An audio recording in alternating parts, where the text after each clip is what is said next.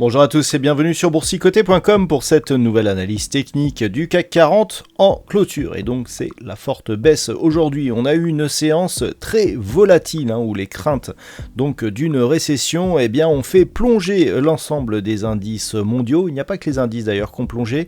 Je vous invite à consulter l'analyse technique Forex, matières premières et Bitcoin. Il y a énormément de choses à dire ce soir. C'est toujours sur la même chaîne, sur la chaîne boursicoté.com avec des cassures de support majeurs pluriannuels sur de nombreuses paires de devises. Et donc, si on revient sur le CAC 40, la zone ici des 5880 points a été enfoncée. On est directement venu ici sur une zone qui était déjà clairement identifiée, la zone des 5796 points. Et donc, on se dirige vers un retour probable sur la zone ici des 5720 points. Nous sommes dans la zone ici qui avait été testée comme support suite à la première impulsion baissière qui avait suivi donc l'invasion de l'Ukraine par la Russie. Donc on confirme l'orientation baissière que j'avais mise en évidence et avec cette zone de résistance ici 6100, la zone de gap, la moyenne mobile 20 exponentielle. Je vous avais indiqué que tant que l'on ne parvenait pas à casser ces zones, on restait sur un risque baissier. On en a eu la confirmation aujourd'hui avec donc cette forte baisse, puisqu'à 5794,96, le CAC 40 perd ce soir 2,68% par rapport à la clôture de la séance précédente. Du point de vue des indicateurs techniques, sans surprise, ça s'oriente à la baisse. Alors pas trop encore au niveau du MACD qui évolue d'une manière neutre et très proche de sa zone d'équilibre.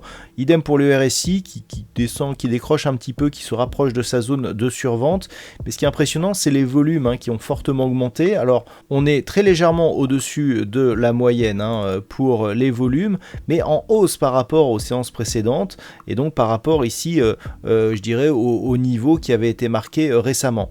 Chose intéressante, on a un volume similaire au volume que nous avions eu ici sur cette bougie. Alors il y en a un peu moins, mais vous voyez que actuellement ce sont sur les grosses séances de baisse que nous avons les plus forts volumes.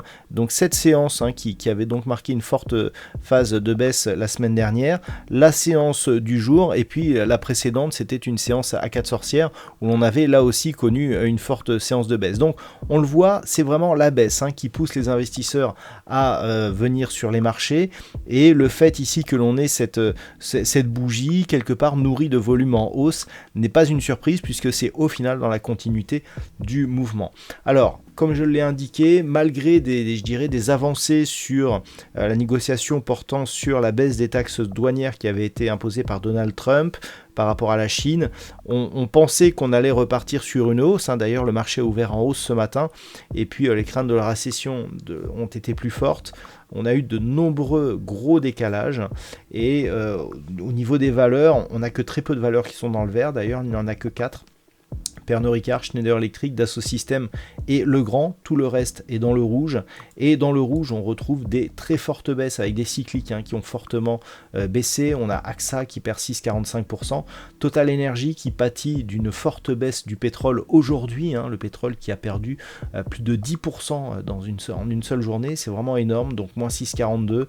Et puis nous avons pas mal de cycliques. Donc Renault, Veolia, Thales, Publicis Group.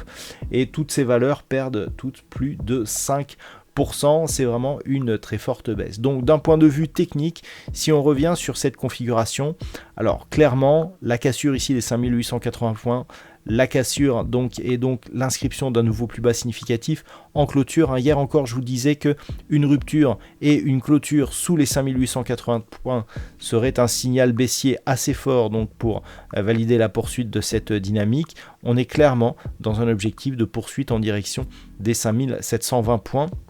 Si les cours venaient à rebondir, il faudrait surveiller cette zone des 5880 après avoir été support ici sur toute cette phase. Si celle-ci est validée comme résistance, ça sera dans la continuité du mouvement baissier. Seule une rupture des cours ici au-delà de cette zone pourrait nous donner un signal d'affaiblissement donc de cette dynamique baissière. Mais là, on est vraiment en plein momentum avec donc des objectifs baissiers. Voilà donc ce que l'on peut dire sur cette configuration technique aujourd'hui. Alors, au niveau des statistiques, les statistiques, elles ont été invalidées. Hier encore, je vous prévenais que la conviction était faible puisqu'on s'en tenait à une statistique de la semaine dernière. Cette statistique nous donnait une probabilité de rebond technique, donc elles ont été invalidées, clairement. Et bien là, on est du coup sur une statistique qui a changé, donc qui nous donne un nombre d'occurrences un peu plus important et qui est lié donc à la configuration du jour. Donc pour la fin de semaine, on est sur un petit rebond technique. Donc petit rebond technique, possibilité de revenir ici sur la zone des 5880 points, mais retour de la baisse à partir de lundi plus mardi. La conviction est assez forte pour avoir un retour de la baisse à partir de mardi, mercredi, et donc une possibilité de poursuivre ici en direction, voire de casser cette zone des 5720 points. Voilà, avec une conviction tout de même assez bonne sur cette anticipation. Donc je rappelle, les statistiques sont des projections basées sur des comportements similaires durant les 20 dernières années. Et donc par rapport à cette configuration, c'est ce que nous donnent les statistiques donc pour ces prochains jours, mais ce ne sont que des statistiques. Voilà ce que l'on peut dire donc sur cette configuration technique. Je vous souhaite de passer une très bonne soirée. On se retrouve dès demain pour d'autres analyses techniques, toujours sur le site boursicoté.com.